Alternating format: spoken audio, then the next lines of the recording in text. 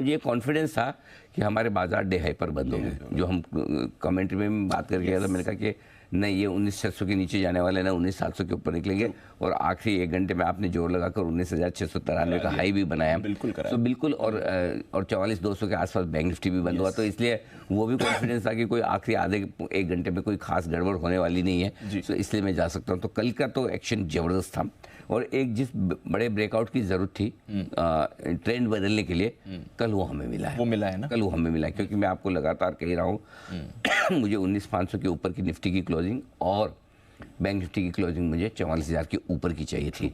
Nifty की तो बहुत निर्णायक तरीके से मिली, 19,675 बहुत बढ़िया क्लोजिंग है। मतलब उसमें तो कोई इफ और बट वाली बात ही है। करेक्ट। बैंक निफ्टी 44,200, यहाँ पर भी 200 पॉइंट ऊपर की क्लोजिंग मिली है। अगर आज एक और कंफर्मेशन आ जाता है 44,050 के ऊपर की क्लोजिंग का भी, तब भी हमें कोई दिक्कत नहीं। सो मेरे ख्याल से दोनों ही निफ्टी और बैंक निफ्टी की क्लोजिंग बेहद मजबूत है, माफ़ कीजिएगा। और दूसरी चीज़ दीप, आज एक और बड़ा ऐलान मैं करने जा रहा हूँ। बताइए। ट्रेंड में बदलाव आज बदलेगा? बिल्कुल। मेरा तो सवाल ही था आपसे ये। बिल्कुल ट्रेंड बदलेगा ना? ट्रेंड बदलेगा बिल्कुल। तो अब 19,500 के ऊपर निफ्टी, 44,000 के ऊपर बैंक निफ्टी में बदलाव का ट्रेंड हमारा पॉजिटिव हो चुका है। जस्ट कंफर्मेशन के लिए आज एक और इन लेवल के ऊपर क्लोजिंग चाहिए, जो आराम से मिलेगी, कोई दिक्कत वाली बात है नहीं।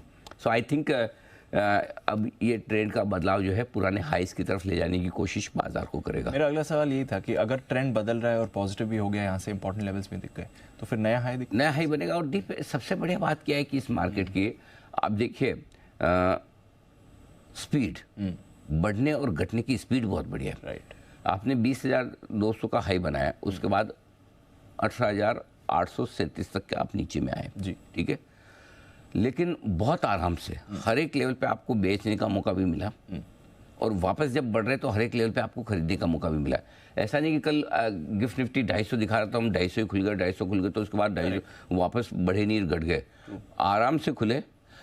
डिप भी आया था, डिप भी आया। और हमने कहा भी कि शुरुआत के आधे घंटे में आपको एक डिप मिलेगी, क्योंकि बहुत सारे लोग गैप अप ओपनिंग का फायदा उठाकर प्रॉफिट बुक करते हैं। Correct sir. उसमें घुस जाना है, और अगर उसमें आप घुसे तो 100 पॉइंट वहां से भी मिल गए, 75 पॉइंट वहां से भी मिल गए। ट्रू। करेक्ट। तो मेरे ख्याल से बाजार का सबसे बढ़िया काम इस वक्त जो हो रहा है, एक स्पीड है और एक हर एक लेवल पे ट्रेड होना। क्या होता है, कभी भी gap up gap down opening अच्छी नहीं है बहुत ज़्यादा जी। लगता है अच्छा, अगर आप तेजी में और गैप अप ओपनिंग यार बढ़िया लगता है, अच्छा फील आता है कि आपके, या फिर इन जनरल भी लोगों के पास स्टॉक होते हैं, मार्केट ऊपर खुलता तो अच्छा लगता है। लेकिन सबसे खास बात क्या है, अगर बाजार स्क्रीन पर बढ़े और स्क्रीन पर घटे, ये बाजार के लिए बहुत जरूरी है। हर एक लेवल पर बायर और सेलर का मैच होना जरूरी है।